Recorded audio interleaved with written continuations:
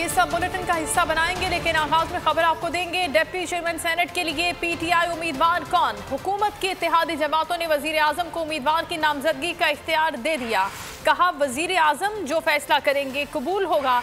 Chairman senate और deputy chairman का इंतखाब भरपूर अंदाज से लड़ने का आज़म किया। इमरान खान ने इत्तेहादी जमातों के सेनेटर्स को कल 12 बजे बुला लिया। इमरान खान का सादिक संजरानी पर मुकम्मल एतमाद का इजहार। कहा हुकूमत और इत्तेहादी आपके साथ खड़े हैं।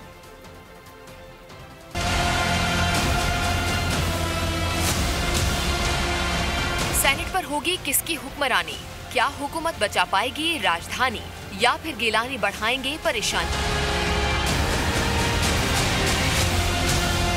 हुकूमत की इत्तेहादी जमातों ने डिप्टी चेयरमैन सेनेट के लिए वजीर आजम इमरान खान को उम्मीदवार की नामजदगी का इख्तियार दे दिया है।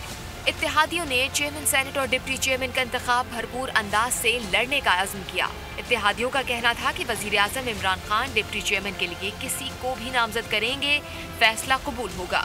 जराये के मुताबिक आज होने वाली मुशावरती बैठक में GDA रहनुमा जाती मसरूफियात की वजह से शरीक नहीं हुए। जराये के मुताबिक वजीर आजम का deputy chairman senate Khyber Pakhtunkhwa से लाने पर जोर है।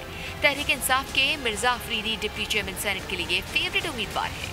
वजीर आजम इमरान खान ने चेयरमैन सेनेट सादिक संजरानी से मुलाकात की। वजीर आजम इमरान खान ने सादिक संजरानी पर एतमाद का इजहार करते हुए कहा कि सब इत्तेहादी और हुकूमत आपके साथ खड़ी है। पूरी उम्मीद हो इंशाअल्लाह आप कामयाब होंगे।